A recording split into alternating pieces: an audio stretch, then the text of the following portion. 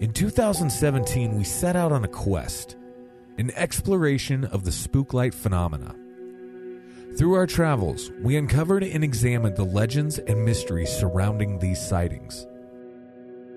Various eyewitness accounts gave us an understanding of what people were experiencing, and we wanted to encounter this ourselves. We had set out to document different locations and to experience the lights. As fate would have it, it became a gradual buildup as we uncovered the truth behind one and were mesmerized by another.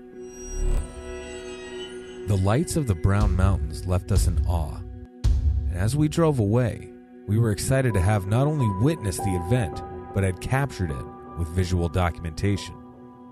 As time passed and the excitement settled, we realized that we were far from done. New questions and ideas had risen. There were things we still wanted to do and answers we felt were needed. It wasn't until we had come across another location that we realized things were about to take another turn. Every great story has its share of twists and challenges. For us, this would hold true, as forces out of our control guided us on the road in which we were about to embark. As fate would have it, we didn't expect that this road would bring everything back around to a new theory regarding the spook lights.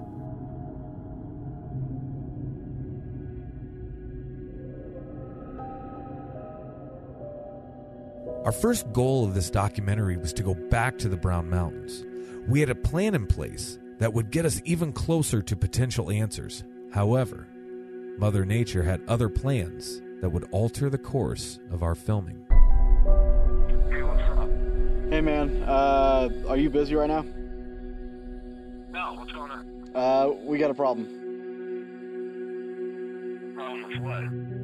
It has top sustained winds of 130 miles per hour. It continues to work its way westward through the Atlantic and continues on its trek toward the U.S. coastline. So this is going to be a setup for a lot of bad things in the days to come. We are talking about storm surge coming in here. Potentially that could be 15 to 20 feet, certainly life-threatening storm surge. And because of that, we are talking about massive amounts of rainfall that could cause catastrophic flooding. Today, let me be clear. North Carolina is taking Hurricane Florence seriously, and you should too.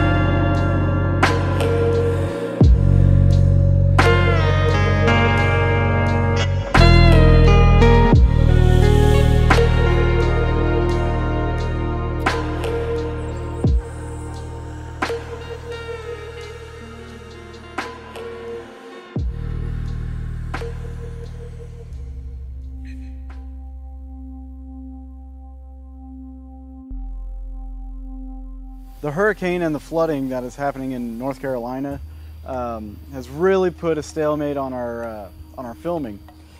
Because of that, we're not able to go out there and do what we wanted to do at the Brown Mountains. But that also gave us the opportunity to come back to Joplin, Missouri, because we had unfinished business here and we didn't get to talk to the people that we wanted to. And this time around, we're going to get to talk to people from the Ogopa tribe, the Quapaw tribe for some people.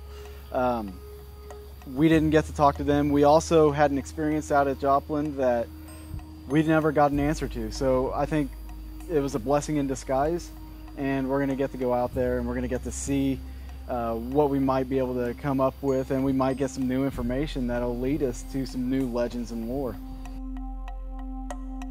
Before we were to meet with our new contact, we revisited the location in which our previous visit gave us a glimpse of something we did not expect.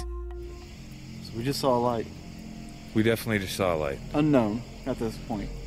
Not saying it was a spook light, but that was pretty freaking weird. I mean, we just saw something. Something anomalous. I think that's the safest thing we can say right now, is that we just saw something. I don't know what it was that we just saw. What I do know is whatever that was something that sticks with you for a lifetime. That's just something that you don't forget. So right now we are driving down the E40. This is the road where Josh and I had stopped on the second night and we saw this glow. We went down this road in the middle of the night to see if there's any turnoffs and stuff like that. Right now, since it's daytime, we're going to take a trip down here, just kind of see what this looks like during the day. That way, tonight, when we have our guests with us, we're going to have a team station down here. So if somebody sees something down this way and we see something down this way, we can make sure that it's not the highway that we're seeing.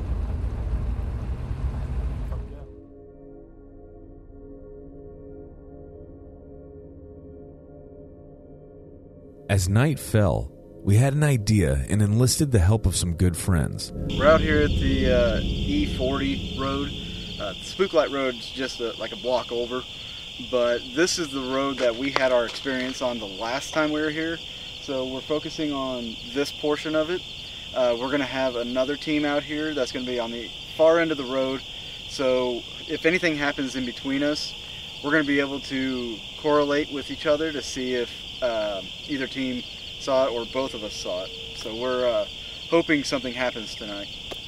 So like what we did at the Brown Mountains with the time-lapse type photography, I'm going to try to employ the same type of thing here along this road to see if we get anything anomalous. Obviously I'm going to have to mess with some settings a little bit and get that going so we can get as clear of a picture as possible. But I mean, so now it's just basically trial and error, but ultimately the goal is to find something anomalous on this road using this camera and the time-lapse photography. So I'm just going to be standing here as long as it takes before we get something, hopefully like last time when unfortunately the cameras weren't rolling. So we'll see what happens. Dude, that's awesome. This is great. Now if I were to take this and set it to do this for basically, like, call it an hour, shooting straight up, continually having that aperture open for an hour solid, you would see these same stars start to trail, and they would make those really cool trail patterns in a perfect circle. Like, it's absolutely a beautiful thing.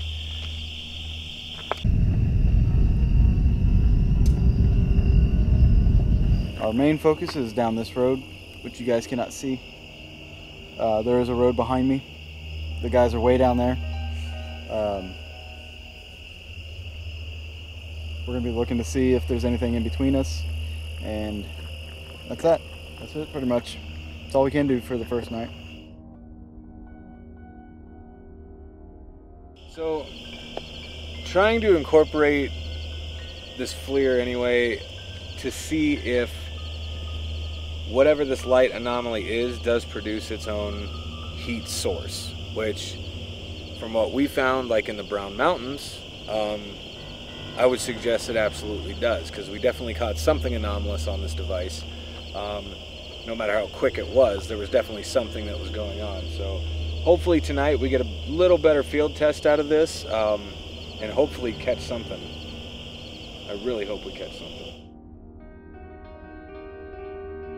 Anyway, when I was a younger kid, my older brother, he was stationed at Richard Gebaur Air Force Base in Kansas City, so he heard about the spook light and came down to Joplin and he wanted to go. He had a Corvair Spider convertible, so we all jumped in it and came down here. And so we were down in the dip, just up above the dip or whatever in the old dirt road. And we were sitting there, and all of a sudden we saw a light come at the top way down the road. Well, he had a pair of binoculars, and he was looking through it, and it was changing colors. Well, all of a sudden it split up into different balls of light, like it was bouncing down the road. Well, it got closer and closer and closer, and basically scared the hell out of my brother. And he says, I don't know what it is, and I ain't staying here to find out. So he started to Corvair up and back down the road and turned around and took off. But basically, it had changed shapes, and it would go back together and all kinds of stuff. It was a pretty cool thing to see.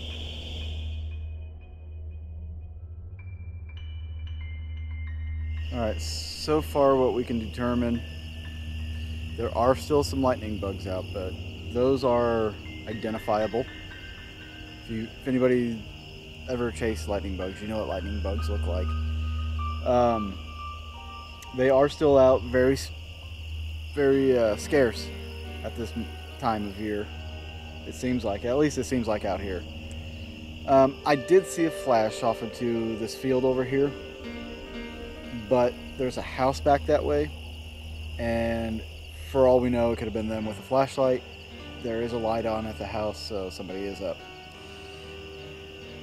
Still keeping an eye out. I don't know. I'll tell you, folks. It's been a slow night. A couple of us were able to see quick flashes of light. Whether it was something man-made or natural, it's safe to say that we did not experience the spook light. In 2017, we stumbled upon a local article which included an interview with Jennifer Lunsford, a Native American local who routinely would take trips out and bear witness to the light. To our amazement, we ended up meeting Jennifer during a film showing in Anderson, Missouri. Through talking with her, we found her to be the perfect person to help us in understanding the Native American aspect of this phenomenon. Luck would have it that the timing of it all would lead us to meeting up at a powwow in Wyandotte, Oklahoma.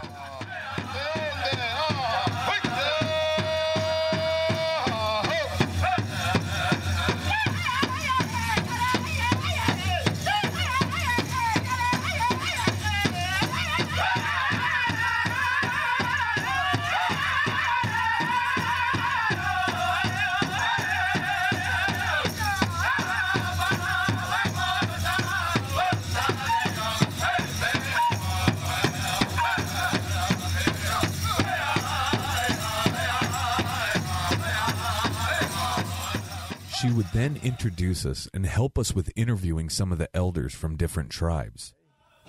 I'm Henry Ellick. I'm currently on the grievance committee for our tribe. I have been business manager for our tribe in the past.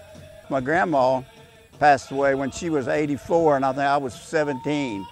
So she had seen it as a girl back in the day. They try to say it's cars coming off Highway 66, but there were no cars in Highway 66. And you see it in different directions. She lived east of Quapaw 2 miles, and you could also see it 3 miles south of Quapaw, which wasn't a traveled road, just dirt roads. And then I've seen it several times on the Spook Light Road, what they call the Spook Light Road. I saw it coming down the road, crossed over a fence, went into some cedar trees, come back in the road, came right to the car. And so we turned the lights on and took off. But yeah, I've seen it several times. My name is Jason Dollarhide. I'm the former second chief for the Peoria Tribe of Indians of Oklahoma, and currently the executive director for the Peoria Tribe Housing Authority. Oh yeah, they the spook light was pretty common occurrence around Quapaw, Miami area, especially growing up there your whole life. You always hear the stories of the spook light, and everybody always took the opportunity to try to go out on the Spook Light Road, what we call it, to see if they could witness what exactly went on out there. It's a natural thing. We think it's a spiritual thing, you know, but that's what we believe, you know.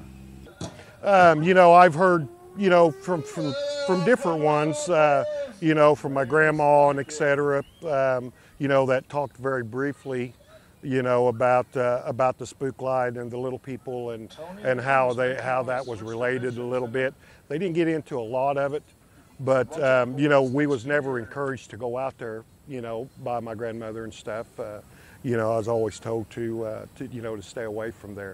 Of course, we didn't, you know, because we all wanted, you know, curiosity. So so we always went out there. Our old people like that, you know, they kept stuff to themselves. They didn't always tell you everything. Then they would ask, somebody would say, you need to go ask them, but they wouldn't tell you. They might not. They're real secretive about that stuff.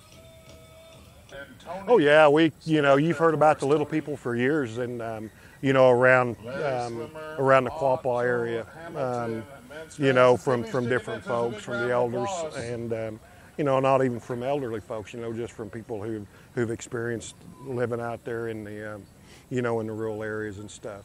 So. Well, one thing we really believe in is owls. We're leery of owls. If an owl comes in your yard and somewhere, he's bringing bad news. It's usually a death, and they've been really accurate lately. Being spectators to the powwow and hearing these men speak gave us a deeper appreciation and understanding of the traditions and values that are still upheld and respected to this day. I think, you know, any of these powwows like you see around here is more is for intertribal. It's for folks to be able to get together, to you know, to see friends that you don't you know, that you don't normally get to see. You know, some folks out here, this may be the only time that they get to see friends. You know, is during the powwow season. People traveling to the different powwows. So I think that you know, is a big draw, you know, for the powwows amongst Indian people. You know, and then obviously for the non-natives, you know, to come out and experience another culture. You know, that is right here in their backyard. You know, people enjoy that. A culture is a group of people doing the same things all the time. And that's what this is all about. We have this culture, whether it's powwows or we have dances, special dances like this. For the Eastern Shawnees, they have their powwows. Quapaws have theirs. Wyandots, they all have their different gatherings at different times of the year. Peorias, everybody, all of our tribes. In the article interview, Jennifer explained her approach to seeing the light. We asked her to join us on night 2, where she could demonstrate her procedure. Driving to meet her on the paved road, she revealed to us that she was already seeing the light, which continued once we arrived. It's flickering. Yeah, he's flickering now. Do you see it, Dave? Do this. He's on the left side of the road. But it just dimmed, almost completely gone, and then came even brighter. But see where he's at on the left side? How can that be that house you saw? Now it's almost gone. Right. He's split in two, actually. But they're right, like, beside each other. But sometimes you feel like you're being watched over here. And sometimes you'll see little sparklies, like lightning bugs almost. But they're white. They're not green like a lightning bug. And they sparkle like this. See, it's interesting that you say that, because last night out on E40, I watched this flash of light in the field about the top of the grass, and it just flashed twice and then gone. Nothing else. But that's him right there. We watched the light for several minutes on the paved road, but for safety reasons, we asked Jennifer to demonstrate her offering on the road in which we had our first experience.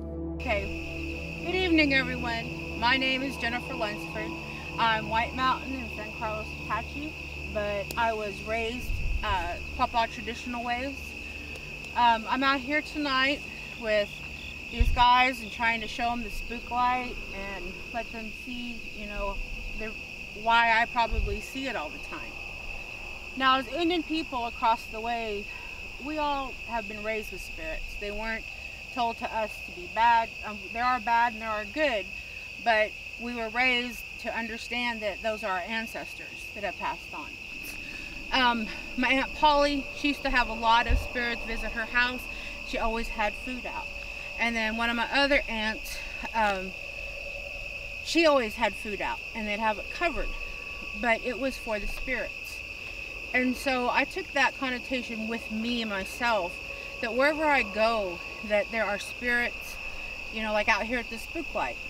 I always offer up food, water, and tobacco to them. That's just something I do. It's not Quapaw, it's not White Mountain, it's accumulation of things that I have been taught by various tribes. So I'll show you what I do, and usually when I do this and I just pray about it and say, come out and see us tonight, usually we see it. And tonight, both of these gentlemen saw it. So, first thing I do is always just light a cigarette. Tobacco is used throughout a lot of Native American tribes. We utilize it for blessings, we utilize it for cleansing, we utilize it for protection. And so what I'm going to do is just light the cigarette right now. And both of these gentlemen had read about this in a Joplin newspaper article. And unfortunately we weren't able to make contact, but here we are. So I take that lit cigarette and I just lay it down. And I've been eating these crackers, those flips. One side's a cracker and one side's a pretzel. So I'll just take some of those and break them up. Throw some to all the 4 directions. And that's feeding those spirits. And as I'm doing this, I'm praying, you know, and asking them, just, we're here in a good way. We're not here to bother you. We just want to see you and visit. And I always pour out a little bit of what I'm drinking. Tonight it's cherry Coke. Again, all 4 directions. And while I'm doing this, like I said, I'm saying a prayer in my head, you know, just understand we're here in a good way. Understand that, you know, we're not here to hurt you or harm you. We're just here in a good way. So that's what I do. And usually, because I've done this, I usually see him.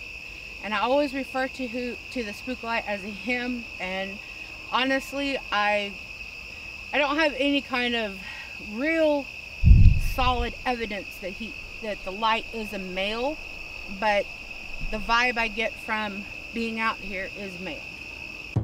Could the light that we were seeing on the paved road have been the Spook Light? Or could the lights from the homes or lights from another road be mistaken for the anomaly? At this point, we don't have all the answers, but what we do know is that regardless if you don't believe in it, there are a vast number of people who over 150 years have had their share of experiences.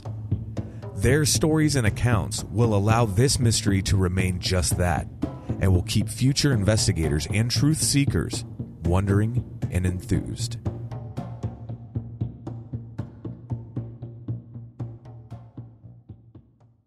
After filming our initial documentary, we learned of some new and intriguing information pertaining to the Spook Lights.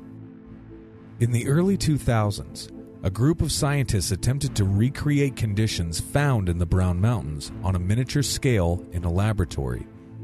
In their successful attempt, they concluded that the light they were able to replicate was a form of ball lightning, but to their surprise, had an element of plasma, much like the matter of a candle flame.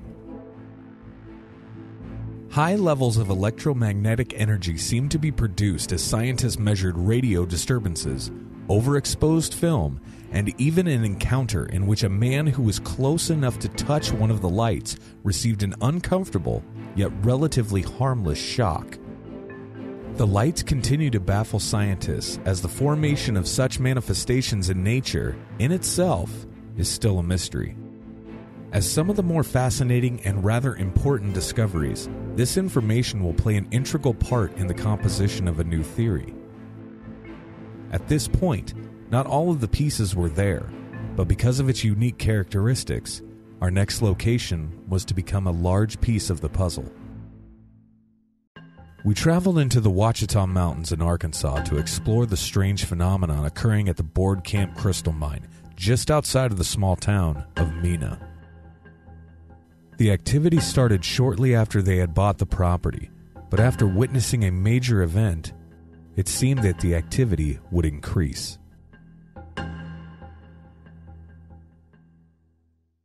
I'd met Cheryl and Orville a couple of years ago at a paranormal conference in Arkansas. I heard some of the stories and saw some of the evidence that they had, and that really stood out in my mind and it stuck with me. So when we decided to film this sequel, I really wanted to take the opportunity to go down to the Crystal Camp and see what we could find out. We met with Orville and Cheryl and were soon given a tour of the property. I'm Cheryl Murphy, and my husband Orville and I own the Board Camp Crystal Mine here near Mina, Arkansas. And we found the quartz crystals, which is a regular geological composition of the area, and we developed it into a crystal mine where the public can come and dig their own crystals, and we started that in 2012. And since then, we've really enjoyed having our customers come out, and it's a great experience if you love nature and so forth. What happened was we started to see little flickers of light in the woods at night, little flashes, almost like fireflies, but in the winter, you know it's not fireflies. Some of our friends who know a little more about crystals than we do, they were telling us it was the piezoelectric energy that the crystals emit, which is a type of light, and that is all scientifically proven, of course. But we thought it was very cool, you know, to be able to go out and see occasional flickers of light in the dark, right, on the ground level. And so anyway, we would invite friends to, you know, come watch it on occasion. The area in which the Board Camp rests is abundant with natural minerals with energetic properties. Could it be that this composition of stones and minerals are contributing to the lights, or is there something yet to be discovered that is naturally manifesting? Anyway, in February 18th of 2017, my son Josh was visiting from Texas, and we wanted him to see all the little flickers of light. So we decided to come outside about 9 o'clock at night, and we're showing him, and you know, he was seeing them, he was pointing them out like we were. And anyway, we were doing that probably about a half hour, and then all of a sudden, looking out over the mine area on our property, at the horizon, this white glow started, and it just kind of appeared and grew. And then suddenly these 3 beams of white light just materialized, and they seemed like they shot up into the air probably around 300 feet. I can't tell if they were coming up or going down, but each beam was about 300 feet tall, flat on the top, about 30 feet wide. There were 2 off on one and then 1 off to the side. The beams probably lasted about 10 seconds total, and then they completely disappeared, and then the glow gradually disappeared into darkness. And I mean, you know, like I said, at first we couldn't even speak, it just happened so quickly. And then after everything went black, we're like, hey, wait a minute, what's going on? Like, what was that? Did you see that? I mean, you know, we were just like so incredulous. There was something blocking them. I know there was something blocking them, but just what that was, I do not know. You know, our first reaction was thinking like, well, who's out on our property? And they would have to have like huge commercial style spotlights to be able to do that. And they would have to haul them out here like on a flatbed truck, but we heard no noise, no engines, and virtually it would be very difficult for anybody to invade our property. Actually, MUFON came out and investigated when they heard about our case. They were extremely interested in our case. They stated because we had physical evidence left behind. And they suggested to us that it probably was a craft, in their opinions, because they were just like cut off on the top, indicating then that a craft probably hovered over our property. As to why, suggestions have been made that perhaps the craft actually do run on crystal energy or the electromagnetic field that crystals emit.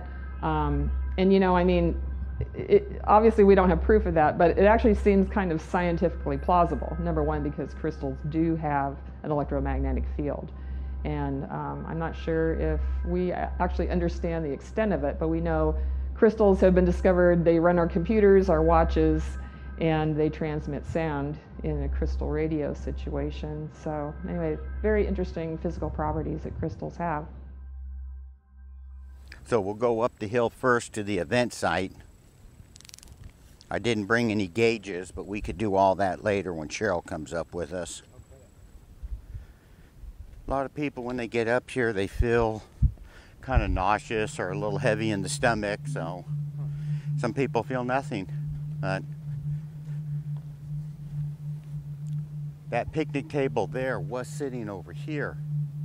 This one over here? Right, I had it over here, but when the Navajo came up, they were going to do their celebration. He said, I want it right there in the middle of the road. So we moved the picnic table over here and put the rocks up for the fire and the wood. Sure. And had a little fire going and all that. Everybody's taking a bunch of pictures. And then we noticed the next day in the images, the trees. And I've never noticed them before. They're all going towards the road. They're making an arch. Yeah. Look at the cedar on one side. It's all going this direction. This one's starting to. Wow. He said there was a big ball of energy up here, and that's where he wanted to be. So, pretty sure we would have noticed bent trees when we're up here enough. Yeah, no kidding. Here's where we see rock movement, things magnetize. We see big beams of light, just stuff. And like I said, we're not the only witnesses. I think we're up to close to 500 people now that have witnessed stuff out here. Wow.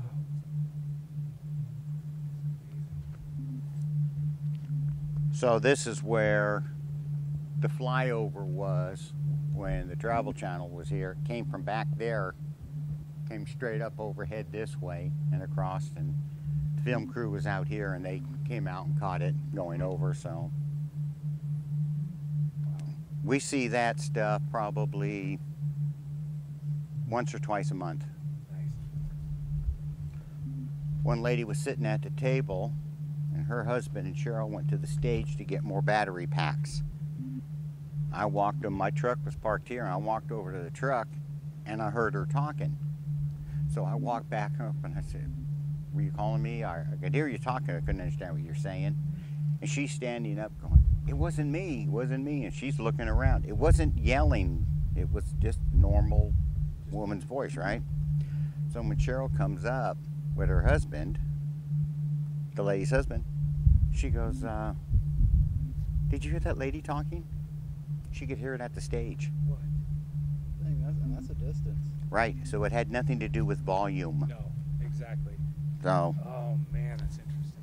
There have been times, for instance, we had 20 people on the stage, and we saw a blue light kind of floating about the size of a baseball, and it took 2 minutes to cross the grass. That's how slow it was moving. And 15 people out of 20 are standing up there taking pictures, and there's 5 going, I don't see anything. What are you talking about? That's so interesting. How come 5 can't see? Right, exactly. So that tells me that it's a personal thing. After seeing the beams of light, the Murphys, as well as several visitors, continue to see the mysterious lights illuminating through the trees. After setting up game trail cameras, they were surprised to see another strange occurrence in which large stones appeared to be moving on their own, and sometimes even levitating.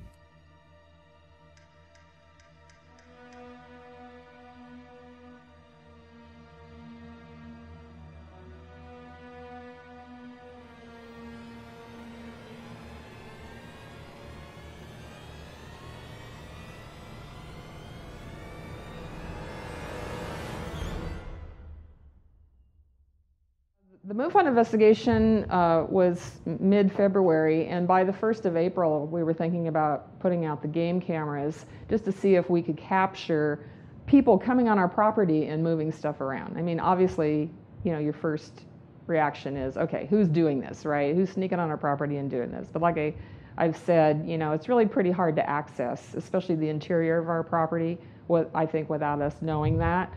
And so anyway, we put out the game cameras around the 1st of April, focused on that particular site where we saw the beams. And at that point, when we saw our first image on the SD card, that's when we saw the first rock that was actually just right there in midair.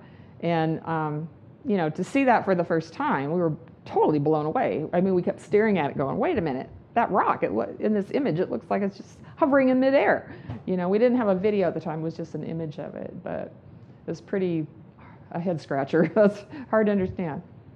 Our tour took another strange twist when we were told about yet another oddity. Over the last couple of years, it seems the property was showing signs of Sasquatch activity, and the signs were abundant.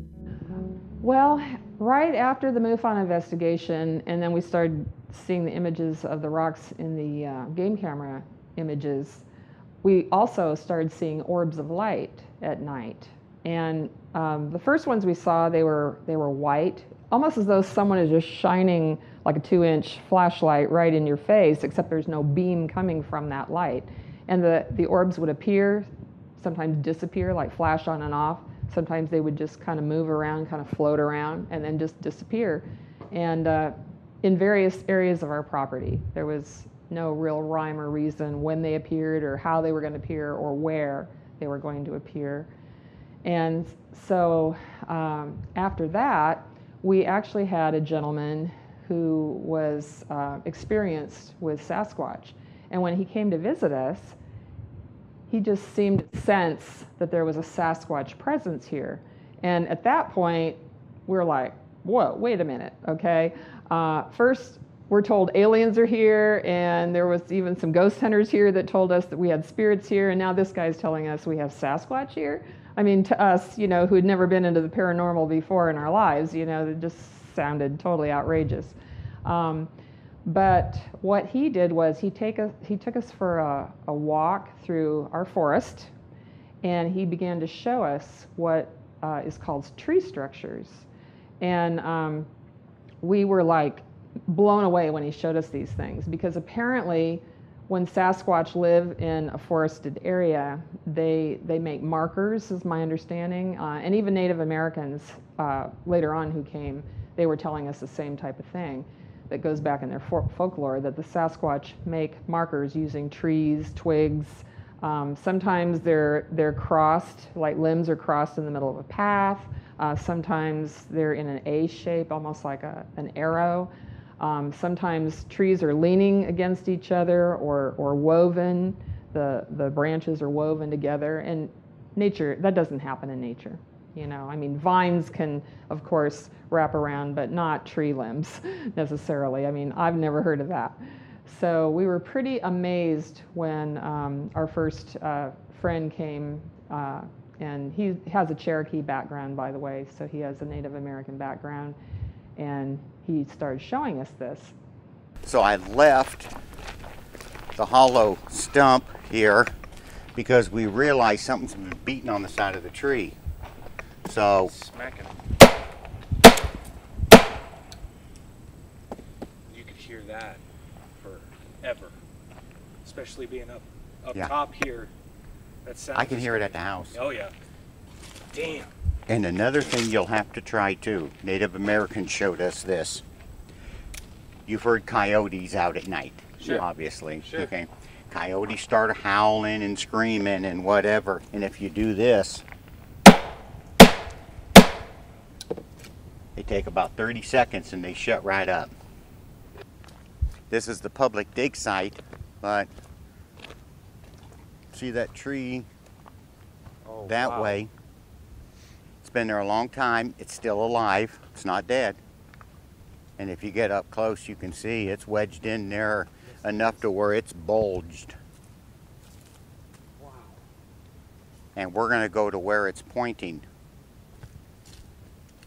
Here's something I've never seen in an oak tree before. the limb grew back into the tree and then back out again. Did you place that?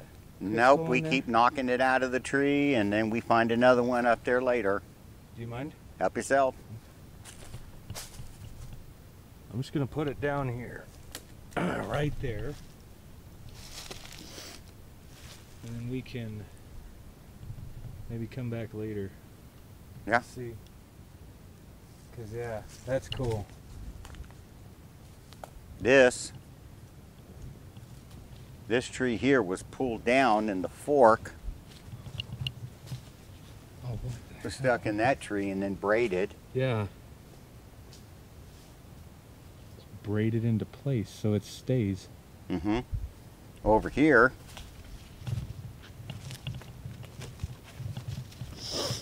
look at these. Huh. One tree's behind the other, and then, you know, the smaller one's wrapping around it. Right.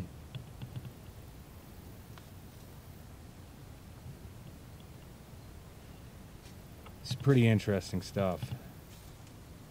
And like I said, I don't have answers. Sometimes it's better to just kick back and enjoy the ride. Sure. You know? Absolutely. So. All right. We know what you must be thinking. We set out to search for what's been called spook lights. It's one thing to discover moving rocks, and another to tie in the UFO alien theory. But adding Bigfoot into the mix is just ridiculous. And we agree. Or did. When looking back at our exploration of the spook light phenomena, we noticed a common theme. During the filming of the first Into the Light at the Brown Mountains, we heard yells and screams coming from the woods. Jokingly, we attributed this as being a Sasquatch, as Dave decided to mess with Rick. There was again. That was more You like heard a that. yell like, fucking Bigfoot! You heard that. Bigfoot! I don't know what the fuck it is, but there was something down in there. Bigfoot makes those kind of yells. We all fucking heard that. I hope to God some camera audio picked that shit up, but I don't know with that plane going overhead, that was dude. too low though. Like for the audio. I barely heard it with mine. Yeah. Hello!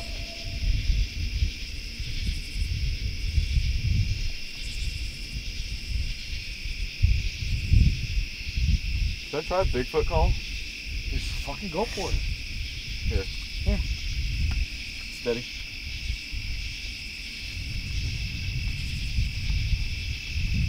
Alright, don't judge me. I've never done this before. Put this on auto. There it goes. Ready? Sasquatch! I thought you were being fucking serious. Then, during our interviews in Joplin, there were brief mentions of the forest people. Those areas are heavily vegetated and have considerable amount of UFO and Bigfoot reports. They also share the same features and characteristics as the area in which we were to spend the next 2 nights. During this tour, it became clear that we were going to have to cover every scenario. As we got deeper into the area known as the nursery, we heard something big take what sounded like loud footsteps nearby.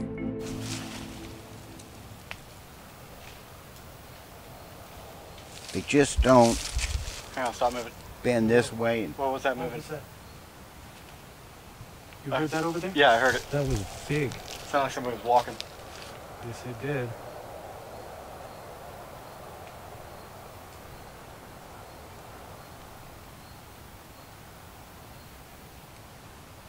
Sounded like a tree. Knock. That was louder than anything we're doing. Yeah, it's louder with than you our walking. feet.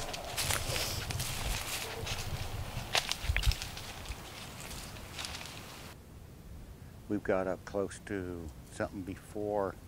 I guess they didn't have time to grab a stick or a rock or something, and they'll do this. Clap, yeah. The most prominent features that we were shown were the placements of rocks. In one location, we found a stacking of a few rocks measuring up to about 1.5 feet. We were then shown a location in which 2 tree trunks had fallen and then crossed, but upon those were several rocks lined in a row. I knocked them off yesterday. Oh, so this was since yesterday? Yesterday morning. Wow. And it's kind of weird, too. If you sort of look at it, it looks like it's going from bigger to smaller. Uh-huh. I think they have OCD. Obsessive crystal disorder. That's right. Oh, this is something And, you know, else. the other log, too, will fill up the same way. It's only got one on it right now. Oh, I do see that little guy Right. over there, yeah. One of the things we did was remove the rocks from the log as a trigger to see if something would happen that night. It wasn't long until the darkness had swept over the land. At this time, we met Jason Head, who not only grew up and hunted in the area, but had become friends with the Murphys and had a variety of experiences on the property. My first experience was an orb, and but when I first seen it, I thought it was a shooting star. I didn't know what an orb was, but there was just something different about it. And then when I got to studying and talking to other people, then that's when I realized what I was seeing was a floating light, or an orb, as some people refer to it as. After the main event, when Orville and Cheryl seen the 3 large lights upon the hill, ever since then it's occurred more often.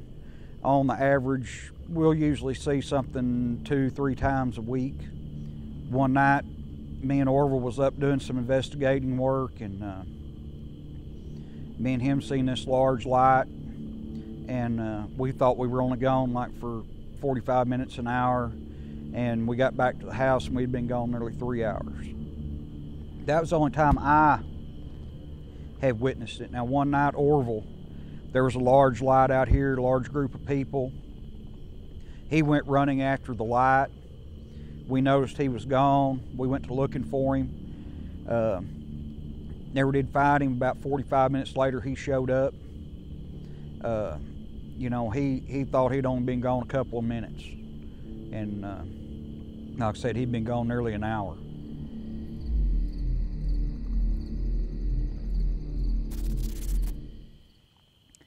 As far as being a believer in Sasquatch or Bigfoot,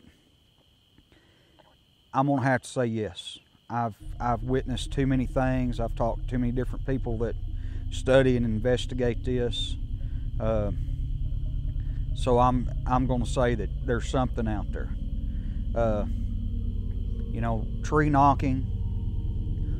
I believe Orville one night had a pallet thrown at him. The fallen rocks, I mean, they may be from the power in the crystals, but you know, at times I believe they've been moved on purpose by somebody or something. One day I was up here working, come in early one morning, back here digging, got ready to leave out, and there was a large rock in the road on my way out. It wasn't there that morning. It tore my truck up to drive over it. I called Orville and I said, yeah, funny joke, ha ha, come move this rock with the tractor. He said, what are you talking about? I'm in town, I'm not there.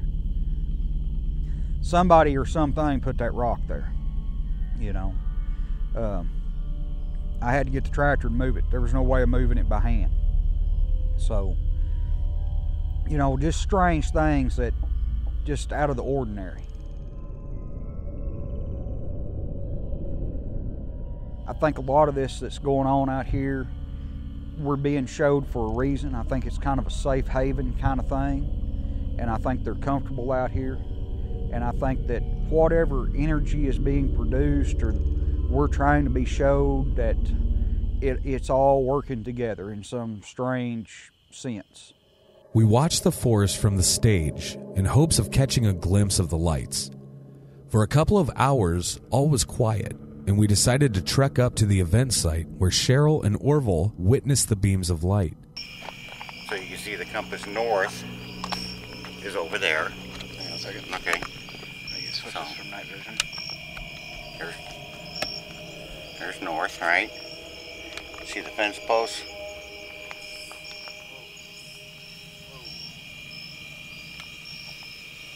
I mean, it'll stand that thing up.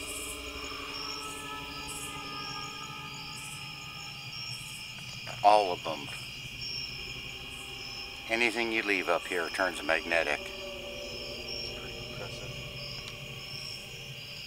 And Cheryl, you want to hold the compass and the light? 2 hands. Oh. Okay.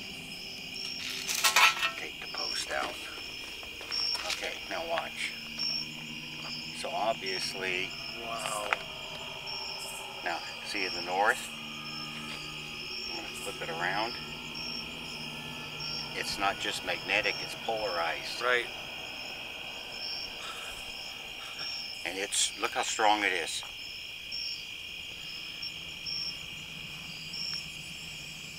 It's amazing. That's one of the original posts that was here that first became magnetized. As the hours passed, we were eventually left alone. With the 2 of us remaining, we made the smartest move we could make. We went into the woods alone. That can officially be precisely shit. Yeah. It's like Blair Witch shit right now. Alright, now look for the lights. What? The stage lights. Yeah, you can't see them anyway. This is Blair Witch shit. For almost 2 hours, we found ourselves confused and lost. With luck on our side, we made it back to the camp and called it a night.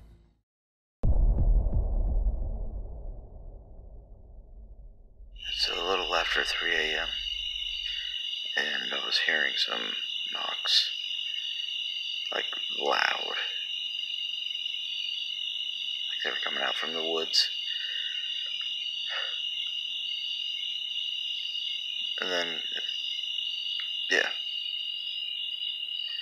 Anyway, crazy stuff started happening.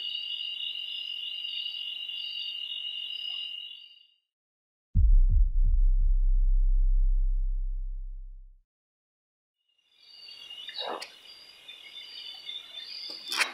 as I'm sitting here, trying to sleep, I've heard talking. I've heard what it sounds like talking.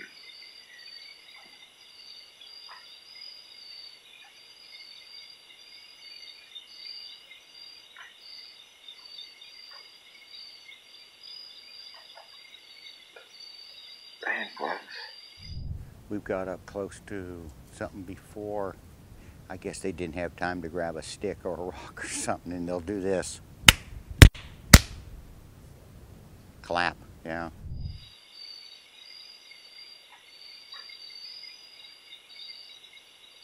I heard a lot of shit tonight.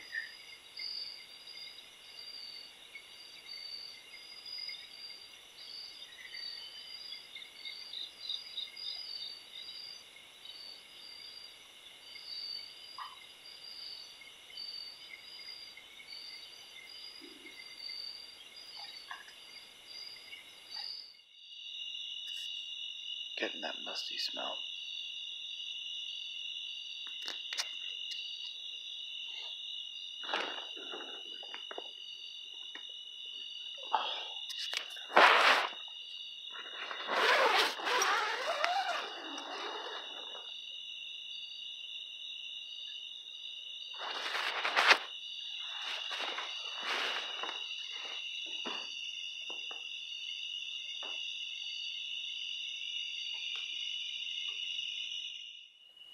Hearing this clapping, I got up, walked around, it stopped. I slept for 2 hours, maybe. I was hearing talking, I don't know why. Anyway, I just thought I would share.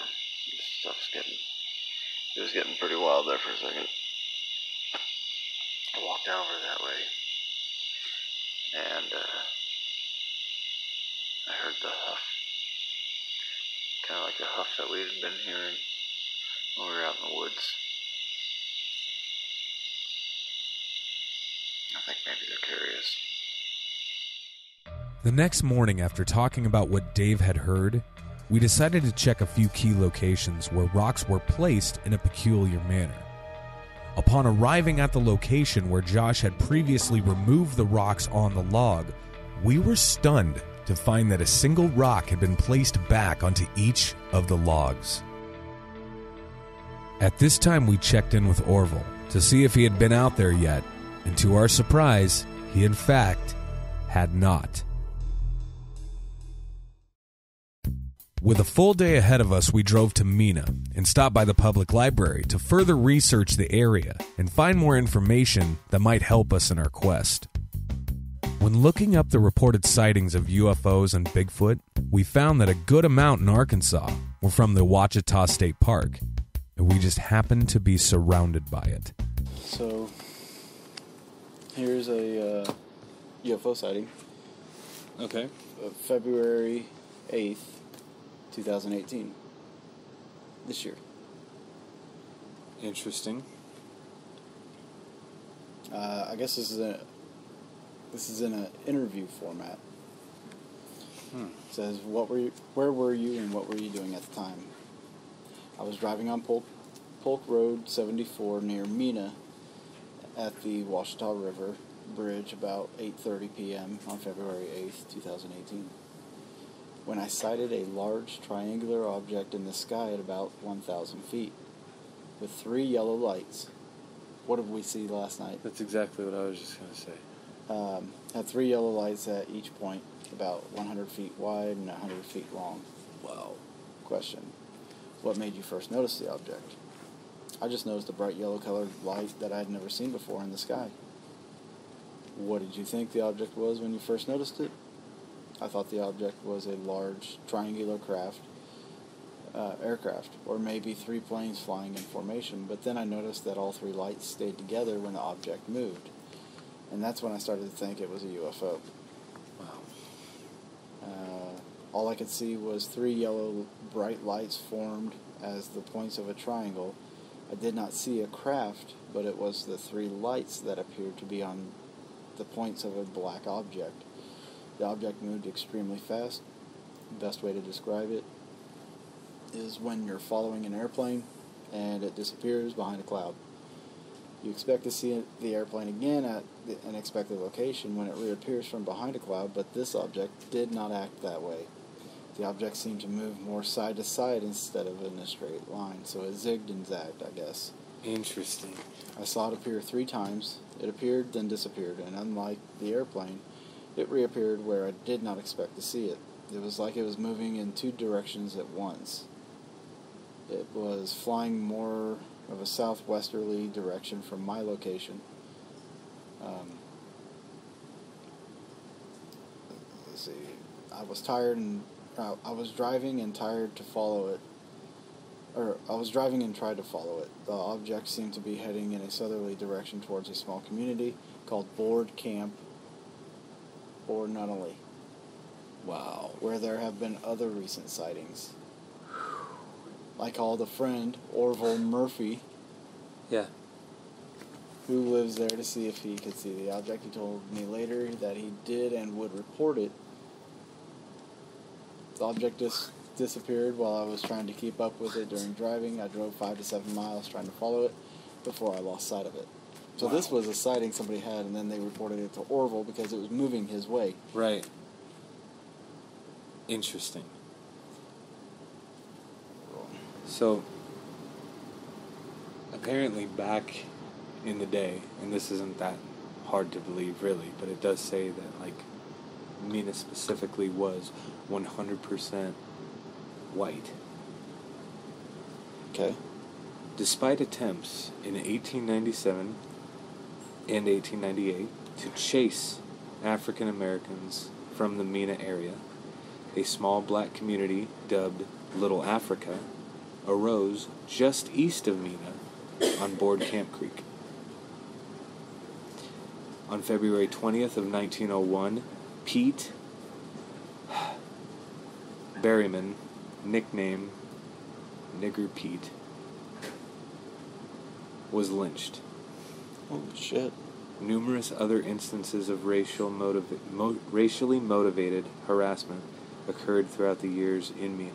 This combined with changing job prospects, with relocation of railroad division shops, apparently convinced many African Americans to then leave the area, and Mina slowly became a sundown town, is what they're calling it. There were 152 black residents of Mina in 1900, but only 16 by 1910.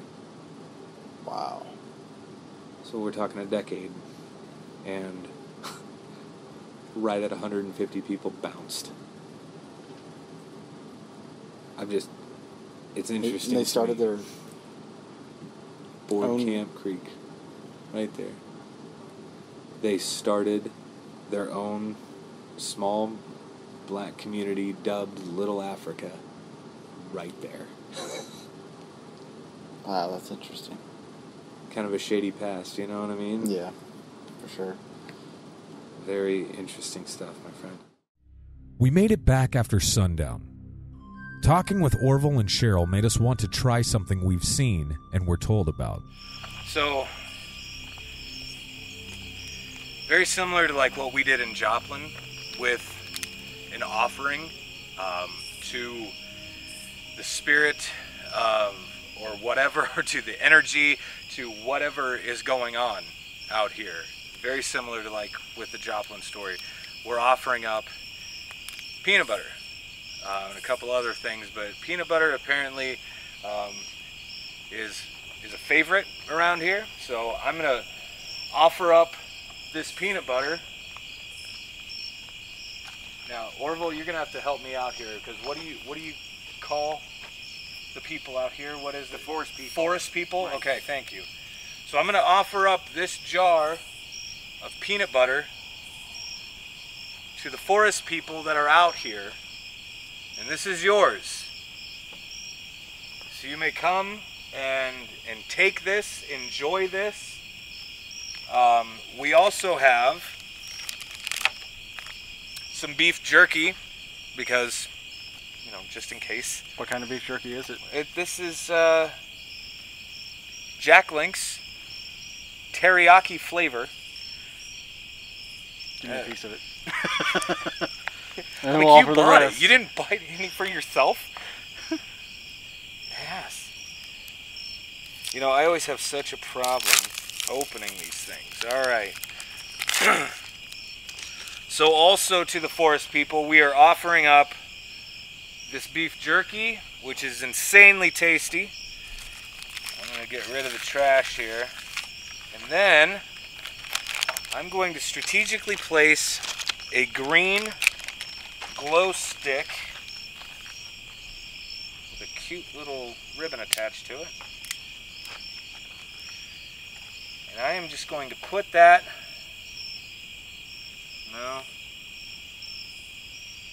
leave that just like that. If it'll stand up, which it probably won't. Right next to the peanut butter here. Let's do this. Where did you want to put the other one? In the nursery. We're on our way. In the nursery. After leaving an offering at the event site, we set out for the nursery, an area said to be a central hub of Bigfoot activity. While there, we checked on key locations where rocks were being utilized. To our surprise, we had discovered a new stacking only a couple feet away from the original. Last night. Oh! Look, dude! There was the original, and here's another. We've done two of them. Let's do the light here. Yeah. We start going to the nursery. But yeah, do what you want. These are stacked for a reason.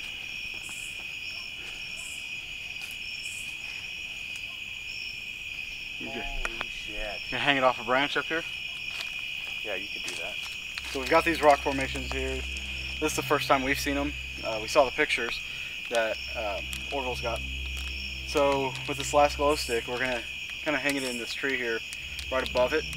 I don't know if these rocks mean anything in particular. So I think this will be kind of a good place to probably, I don't want to disturb the rocks. So let's start the limb right above the head. Or there.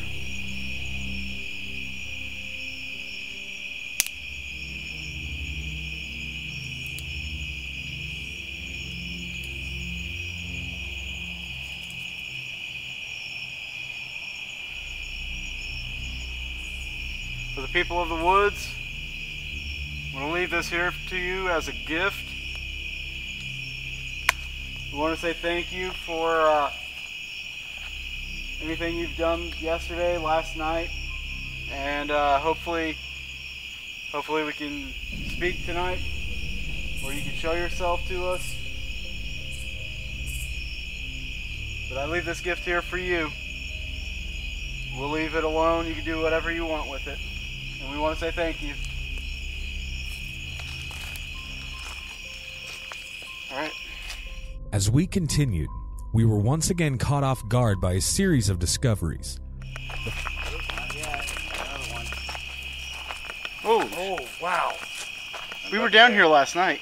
We were, yeah. Yes. No, that was over here. You can see the mark. Okay, there's another one. Get a shot of that one. Wow. Those are big stones, man. These are huge. I mean, how big would you say those are, Josh? You know, I don't... Like, put your hand on it. If that tells anybody anything. You know, it's weird, too, because look at this. Like, you see how it's tipping? Like, just a little bit. Like, that's how precise these are stacked on each other. I mean, a little bit of movement is going to knock it off. So I'm just going to lift it up real quick. I mean, that's probably 30, 40. It's got to be 30 pounds. Yeah, probably.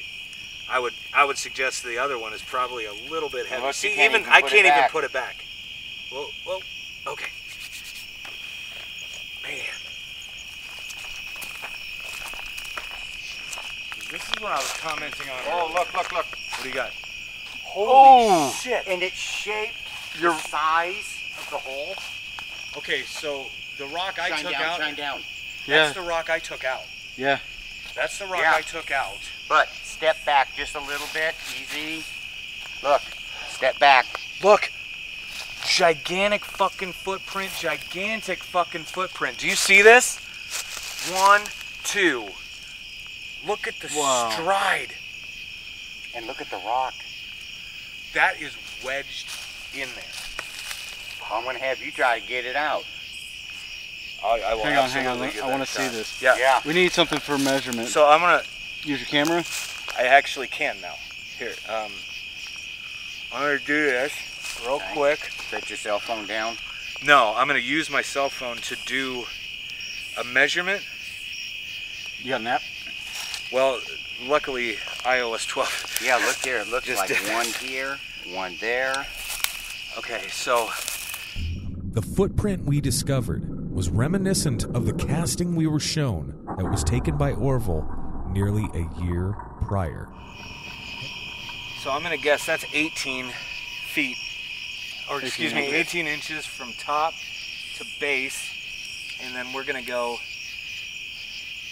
from here, measure across.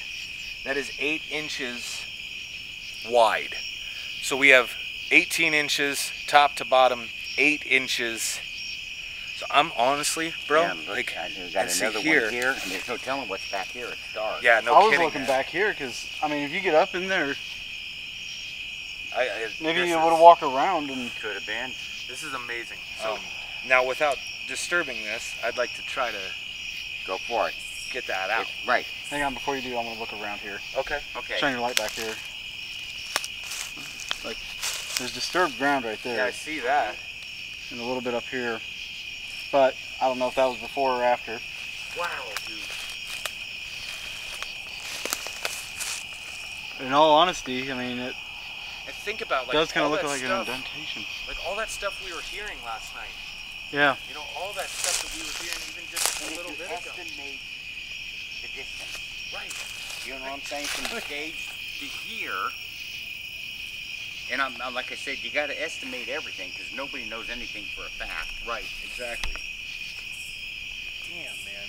All right, Josh. All right, I'm going to... Here, come around to this side. Yeah, I'm just going to try to walk over here. I don't know if you'd get a really good print out of that or not, you know? I don't think it's deep enough. I don't I don't think we can get a print out of this one. Oh my God. This is wedged hard. Okay, bro. Put it at the base? I'm putting it right there in between this tree and this tree. Maybe make it a little more difficult in theory. But you know, for them to find a rock that shaped the hole. Right. And it was fitting in there just Yeah. perfect. So, you know, they put a square peg in a square hole is what they done. Right. But, you know, you had taken the rock down yesterday. Yeah. You set it right there. This rock right here by my foot. This little guy right here. Maybe they thought it fell out. Just no, I'm thinking they knew. They're like, oh, and you they're think like, that's a challenge here? Right. Sure, I yeah, did. but they're going, you know, let's hook him up. You know Yeah, what I'm saying? yeah. I think a lot of this has to do with individual people, not, you know, I think if your head's in the right place, your heart's in the right place, your mind's in the right place, you attract. Sure. Yeah. And some people attract and some people don't. And I think you touch the rock and they're going, you want to see a rock? I'll show you a rock. You know? And they found one to fit the hole. Right. I'm guessing and speculating because I'm not standing up here watching the forest people put. Like having a footprint. Like all I know is and having that rock up there. Like this right here is a definite indentation. Yeah. This right here is definitely, I mean, an indentation. I mean, it's even facing that hole. Right. You know? Right. Yeah. I mean, it's just They're like they lined up. walked, placed, and probably just maybe sidestepped over somewhere. Well, and just look, kept on going. like the distance from Here to here. to that hole. That's Yeah, further that's a than my reach. arm's reach. That's a reach. Heading back toward the stage, we ran into a peculiar odor. All right, so, I mean, as we were making our way back down towards the camp, we were hit by a very strong smell. It smells like wet fur. That was a pretty distinct scent, honestly. You know, before you guys even said anything, I was looking over here and I thought I saw like two glows. Yeah. Really? Like real eye close shine? together. Yeah, and then you guys said, when you said it smells like it's coming from over here, like you almost pretty much confirmed what I had seen. Mm-hmm. If you look right over there, I don't know if that's supposed to be that way, that tree that's sideways. If that just fell that way, or if that's like I see it, man. or if that's a marker for something. It's like, it's broke, whatever it is. Yeah. It's still alive. It still got white at the bottom where it snapped. I know the camera can't see. That way. Go. Did you hear that? I heard it. At this moment, a rock landed on the pathway behind us as if it had been thrown. The force of the impact can be heard on the camera's audio. Where it snapped. I know the camera can't see. That way. I know the camera can't see. That way. Okay, you go. There's got to be something that was here. Because it was down here. There's a big rock, guys. That was a rock. That was thrown. I'm coming up around the top side. Because if it's a distraction,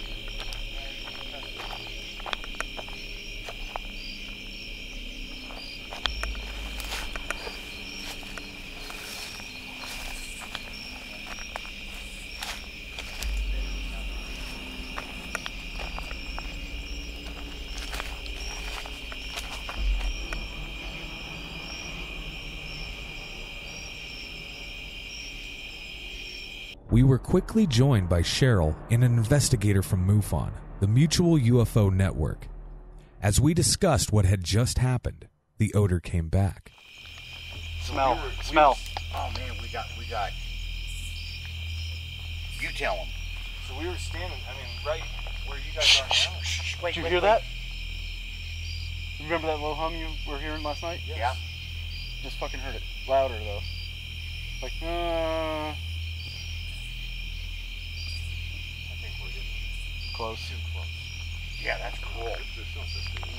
Yeah, I was gonna say, we're not close enough.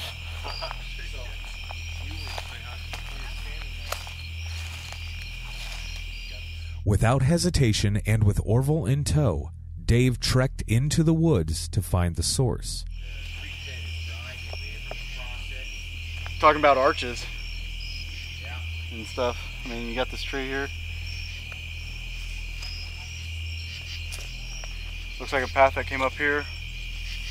As the search came up short, they heard some twigs breaking. What happened next was almost too close for comfort.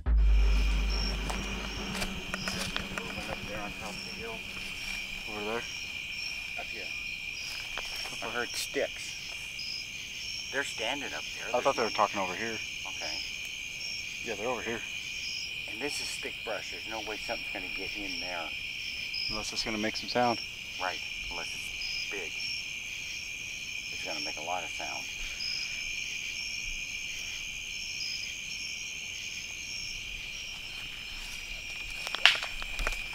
Whoa. It's right here in this rock pile. Yep. Did you hear that whip with it? Yeah, and the thing is, do you notice it didn't roll, didn't move? It just clank, stopped. The rock that was thrown was so close to Dave that he could hear the rush of air as it passed. In the camera's audio, it almost sounds like the crack of a whip. Whoa. It's right here in this rock pile. Yep. Whoa. Considering this as a warning, we made our way back to camp. We analyzed what happened, and after a couple of hours, we were once again left alone.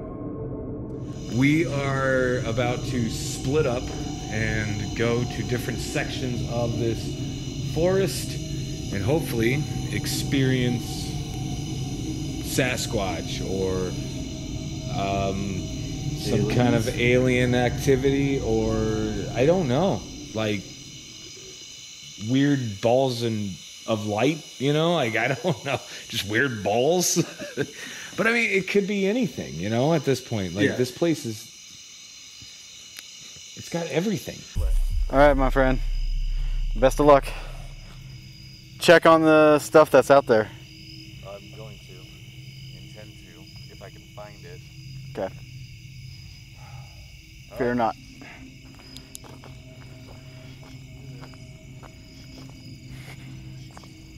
This is absolutely insane. We probably shouldn't be going alone like this. Usually when you go on any trek like this, you want to have people with you. They always tell you to stay in groups. We're just fucking insane. It's fucking crazy. Definitely feel like I'm being watched. Definitely feeling like I'm being watched. Oh my God.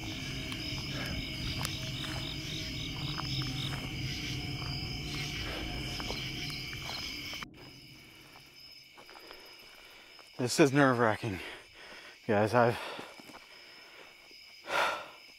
it's some exercise too. I've never thought I'd be out here squatching. Those that know me, you know, I do the whole ghost hunting thing. This is a first. And I'm gonna tell you right now, I'm hooked with everything we've seen. This has just been insane. Right now I'm kind of looking around, shining light, make sure I got my bearings and that I know where I'm going. Maybe I can see some eye shine. I've made it up to the event site. So let's go through here.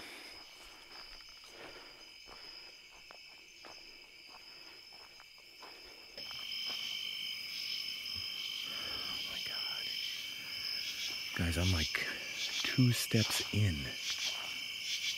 Radio test. Make sure you can hear me. Radio's working good, my friend. Copy. It is so thick. Look at this break.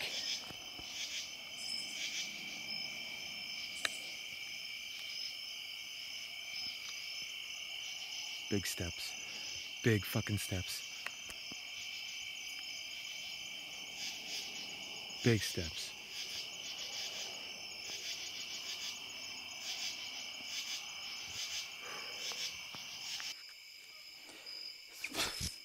So my camera just died because the battery got drained.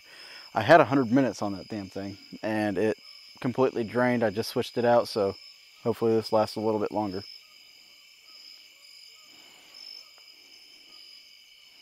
This one has 118 minutes.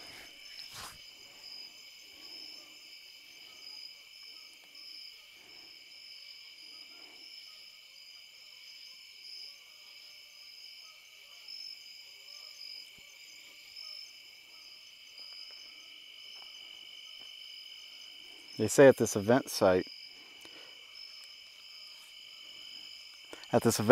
your camera equipment and everything will go dead. Your audio equipment will be all messed up.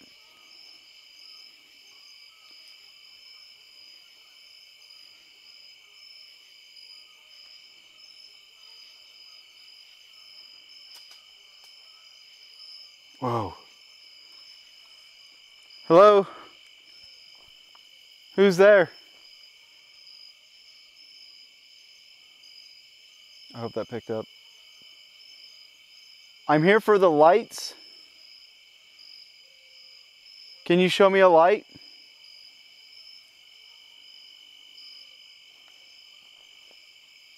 I don't want to hurt you.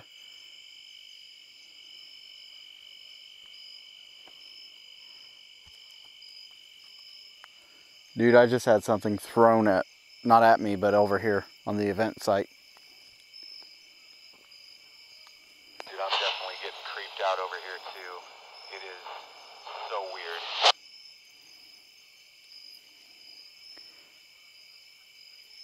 Yeah, I feel like I'm being watched.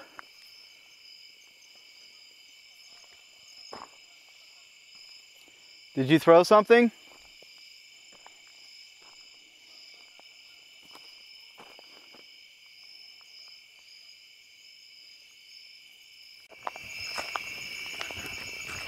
I'm definitely feeling the same. Like, I don't even know how to describe it. Guys. Oh my god, oh my god, oh my god, oh my god, oh my god. Okay. Big fucking footsteps behind me. Oh my fucking god. Oh my god, okay. These are heavy thuds, guys. Fuck. I hope the camera's picking it up, but I guarantee it's probably not, because that's my fucking luck.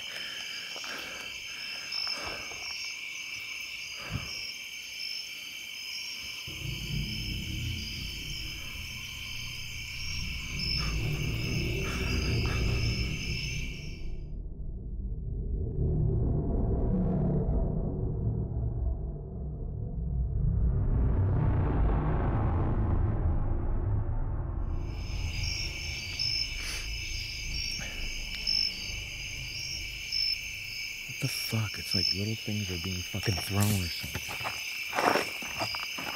Okay. Okay. Okay. Okay.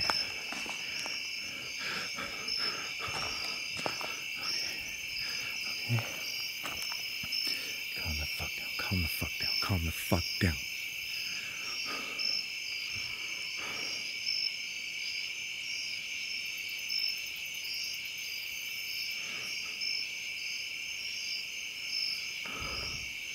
Hello?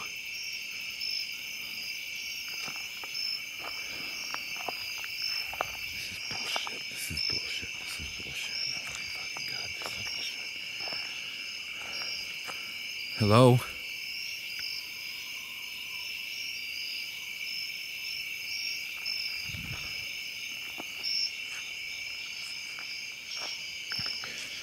Okay.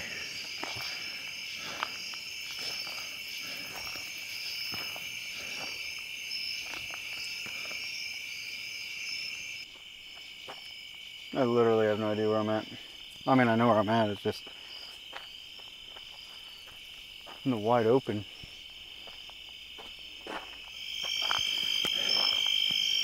Alright, so when I was talking to Orville, he said the first 2 times if you're getting too close, like I feel like I just was. So the first 2 times are your warnings. So I've only had 1 warning, right?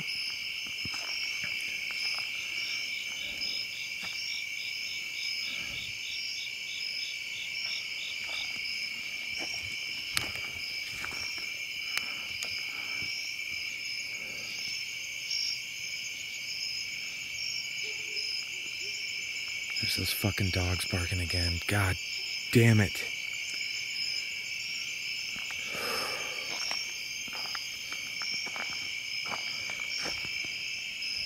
Hello?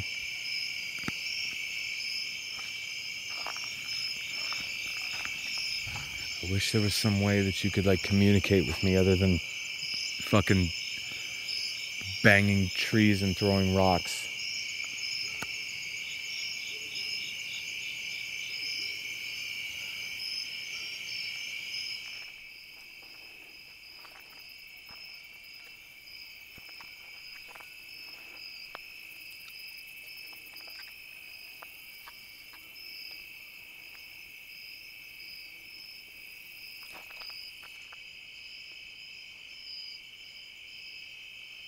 I got something moving.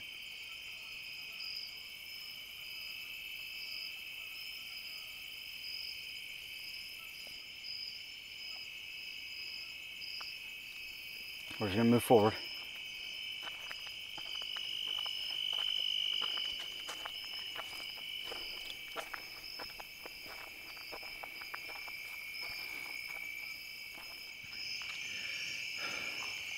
It's officially 1:15 until 2 in the morning. On September 20th, 2018, which also happens to be my mom's birthday. Happy birthday, Mom. Happy birthday, Mom. This just so happens to be the day that your son is fucking killed by a fucking Sasquatch. I hope something or somebody heard that. Hello?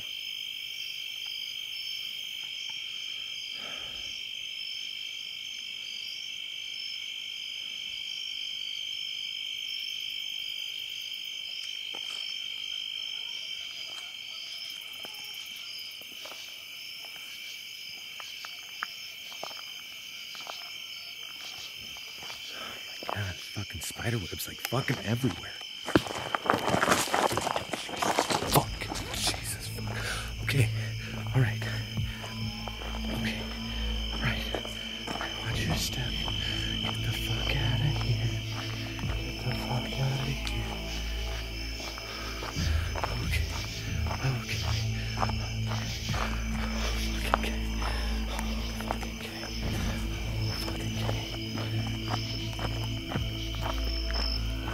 God, oh my God.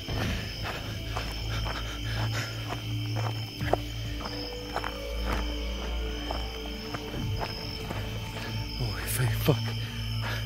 Don't go that way. Fuck. Okay. It's almost like you can't walk anywhere. You don't want your back turned.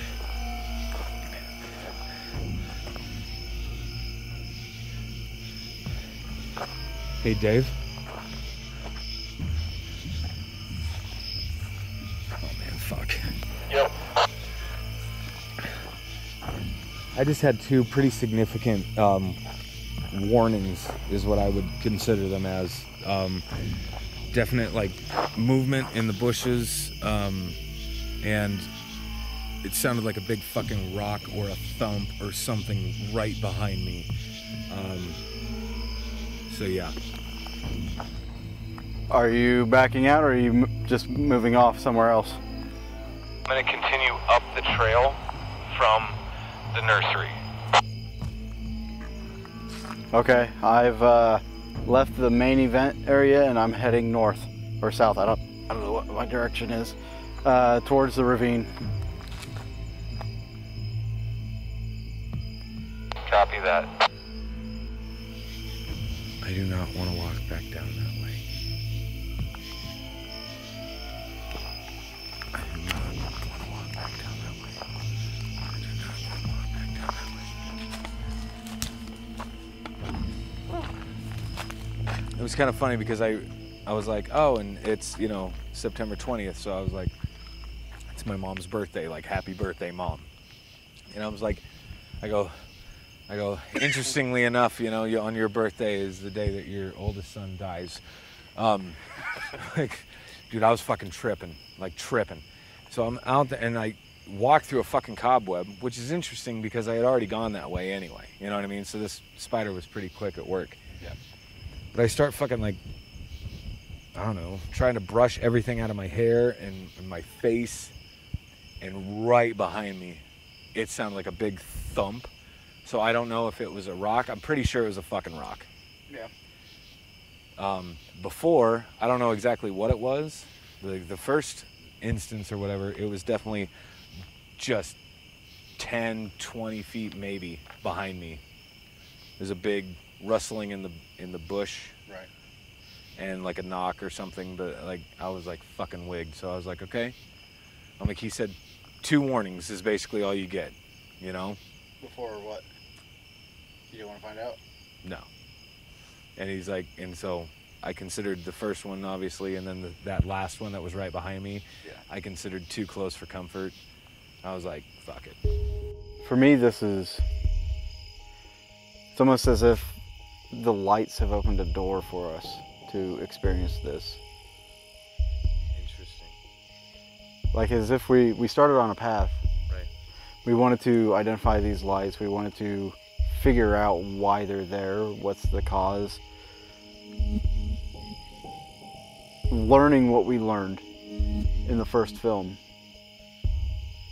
And then coming into the second film with that knowledge, and then coming across stuff like this. I mean,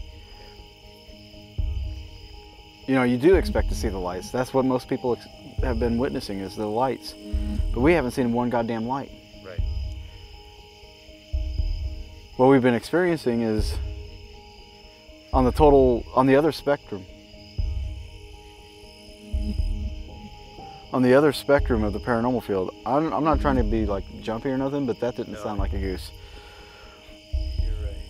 But this is on a whole other spectrum of the paranormal. You know, you got like your ghosts, you have maybe spook lights, you have aliens, and then Sasquatch and other cryptids. We just went from here to here. Yeah, exactly. You know? But if you want to throw crazy theories out there, take the information that you have at hand, develop a theory. Well, the information at hand, if you want to put this puzzle together, aside from natural creations of these lights, there was a university that was actually able to recreate these lights in a laboratory. And what they determined was this was developed from plasma. It's hard to imagine plasma just developing out of nowhere, in the middle of nowhere. So, you set that piece right here, you put your puzzle piece down. Let's look at another puzzle piece. Bigfoot. People believe that Bigfoot's an interdimensional being. UFOs, they're not going to just travel 1,000,000 miles an hour through space. They're going to hit an asteroid or something eventually. But if both of these, if they travel by opening up wormholes, portals, or black holes or whatever, what if there's something that gets left behind, some kind of residue that gets left behind when they travel, when they intersect, when they come through? Yeah. And what if these lights, being that they're plasma, what if that has something to do with this rip in time or space? What if that has something to do with them coming and going? Right. So, I mean, it's all very intriguing that it could just intertwine. And I think, obviously, more studies got to be done, but... Yeah.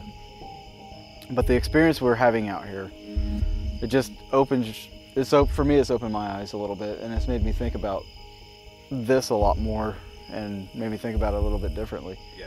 You know, you gotta take your puzzle pieces and put them together. And personally, I feel like I'm starting to put the puzzle together for myself. This is a journey. This is in a nutshell what we do. You know.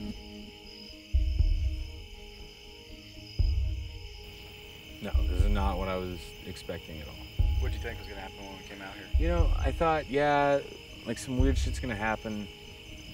I thought, oh, we're going to experience more of the light than anything, you know, like seeing the weird things of light all over the place.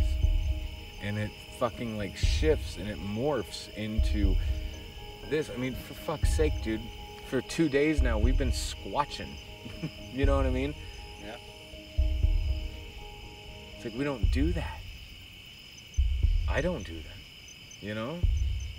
But it's interesting, like how this film has developed as we've progressed through it, right?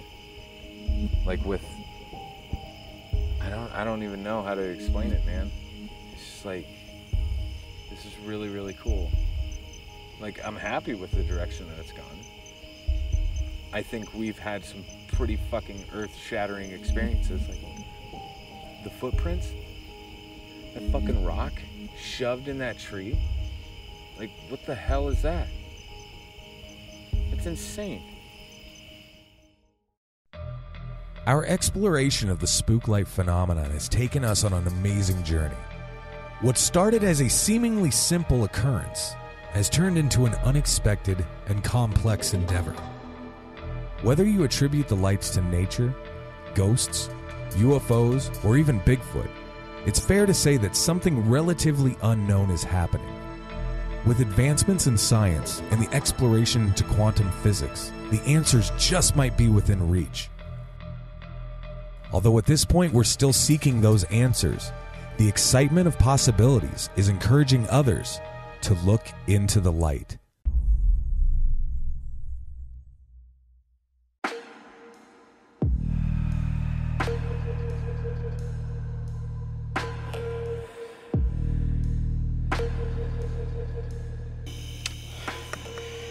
Check out Martin's gray suit. I'm gonna scare the shit out of Josh.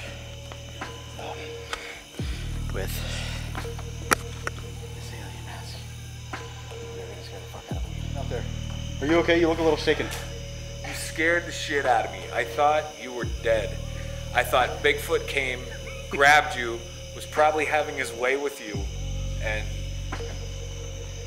god damn that mask, man. Like you were coming at me, and I didn't even know what to think, dude. I didn't even know what to think.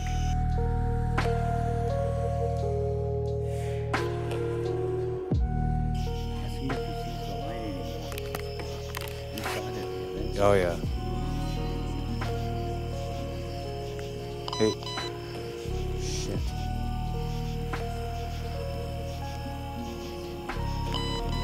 What the fuck? What's that mean?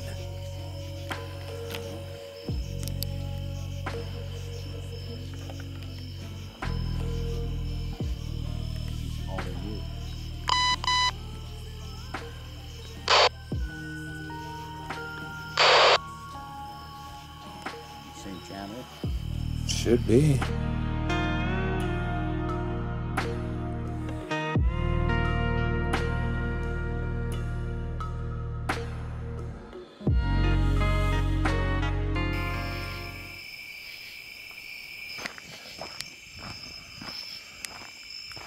Hey, Dave? Oh, fuck.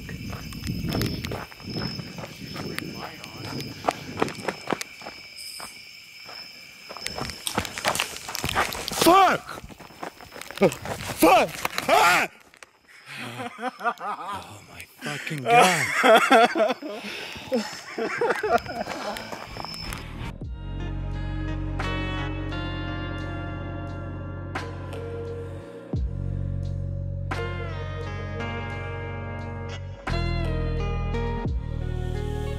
You think you're over your alien phobia?